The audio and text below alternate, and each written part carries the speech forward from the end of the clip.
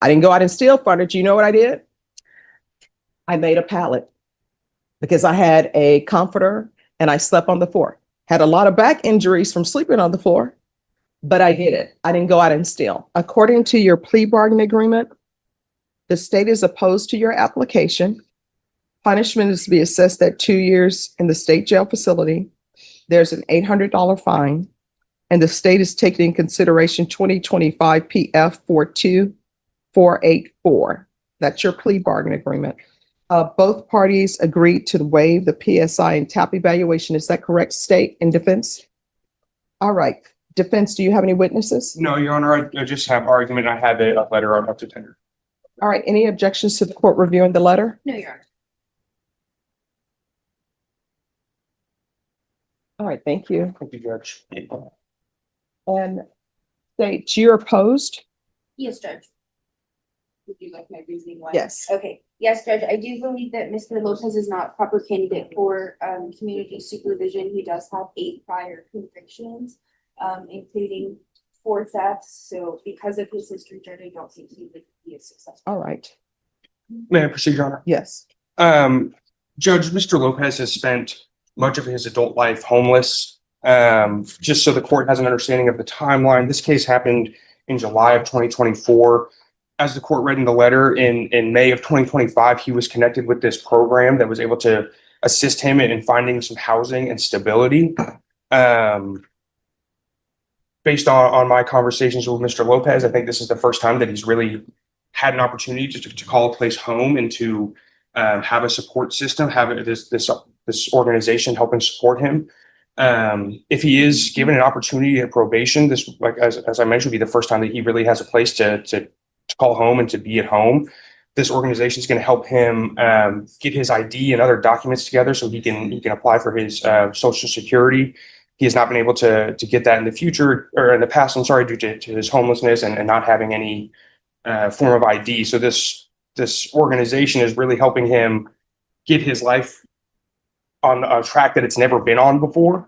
And I think that if he's given an opportunity to prove that he can be a good candidate for probation and that he can take advantage of what this organization provides him, as well as any conditions that the court deems appropriate. Obviously, he knows that he would have to keep up with probation, to do whatever classes and programs the court orders. I believe that those accompanied with what he has from this housing project will allow him to be successful. So we're just asking the court to give him an opportunity at that. We understand that he does have an extensive criminal history, but as I mentioned, I think this is the first time that he's really been able to put his life on a track that it hasn't been on before. So we would just ask for him to receive that opportunity.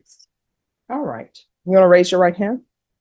Do you solemnly swear and affirm the testimony you give will be the truth and nothing but the truth, so help you God? Yes, ma'am. All right. Lower your hand. State your name for the record. Alfonso Lopez. All right. So why did you commit this crime? Well, that I was doing kind of bad. I couldn't get my retirement. Retirement from what? Well, my SSI, because I didn't have an ID Oh, SSI for what reason? for retirement. No, I mean, what previous employment that you have the ability to obtain retirement? Well, I applied for Social Security and they granted. I was granted. No. Let's go back. So this is my first question. Usually when people say they're seeking retirement, right? Sometimes it's because people have worked. So what did you pay into the system that you feel that you're entitled to retirement funds? Well, I worked a pretty good amount. All right, doing what? I worked at Goodwill. I worked at a good district. I worked in a couple of places for a couple of years. All right, so then now back to my first question, why are you stealing? Because your criminal history is riddled with cases of your stealing. Yeah. So why? I was homeless and I couldn't get my SSI because I had this case pending and I didn't have no ID to go get my I didn't have no money to go get my ID, and if I did, they were gonna arrest me anyway. So I had a no-win situation. No. So what you just told me is that you couldn't get your SSI because you had this case pending.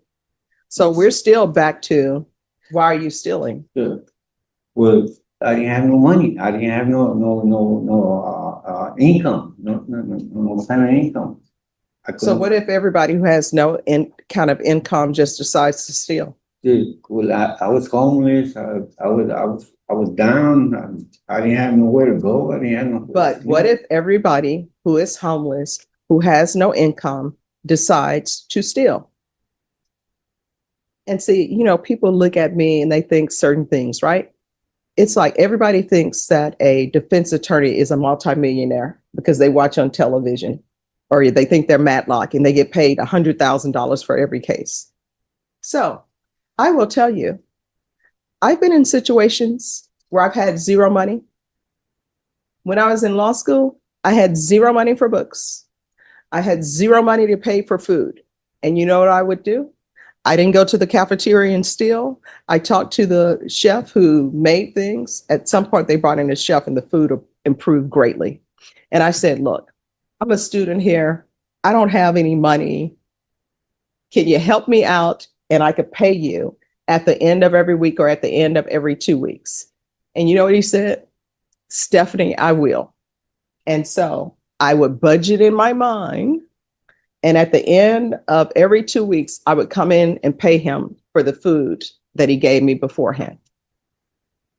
So I don't know why people are in this mindset that, oh, I don't have anything, so let me steal. When I first came to San Antonio and lived in an apartment, I didn't have any furniture. I didn't go out and steal furniture. You know what I did? I made a pallet because I had a comforter and I slept on the floor. Had a lot of back injuries from sleeping on the floor, but I did it. I didn't go out and steal. So I don't think you're internalizing my questions because your history is riddled with your just stealing. And all of the thefts you've had cannot be, oh, I'm trying to get my SSI. Well, I couldn't get. I wasn't eligible to get it because I wasn't qualified at the age I was getting it at that time. And really, I don't have no excuse. The thing is that now that I got somebody helping me out, I could look at things better because I got a place to stay and I could work things out. But it's like you said, you have my past on. You could say nobody agrees to it. Yeah. But I'm just asking to see if I can get this chance. All right. And do you have any drug history? Yes, ma'am. And what would that be? It was heroin, but I haven't been drug. See, I'm in the B Will clinic. No. So here's the thing. You need to be 100% honest with me right now, because I'm trying to figure out whether or not to send you to the state jail facility for 2 years or not.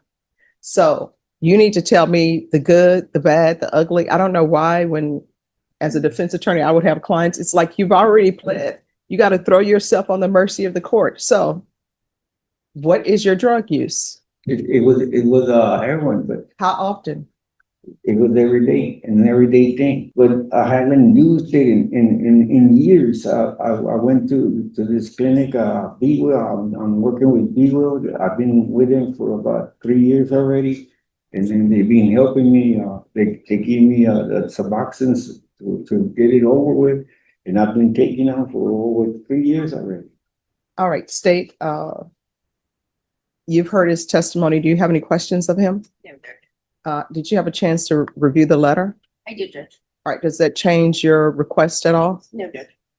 All right, I'll hear your final argument. Your Honor, like Mr. Lopez said, and as we asked earlier, this is the first time that he's really had an opportunity to get his life on a different track. In the past, it's been the same situation, jail, prison, homeless. He never really had an opportunity to have a place to call home and to have this strong support system.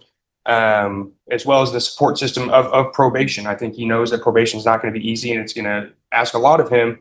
But if he's given that opportunity, it will just solidify that he's made some right choices finally and is getting on the right path. So we would just ask for him to be given that opportunity to show the court that he can be successful.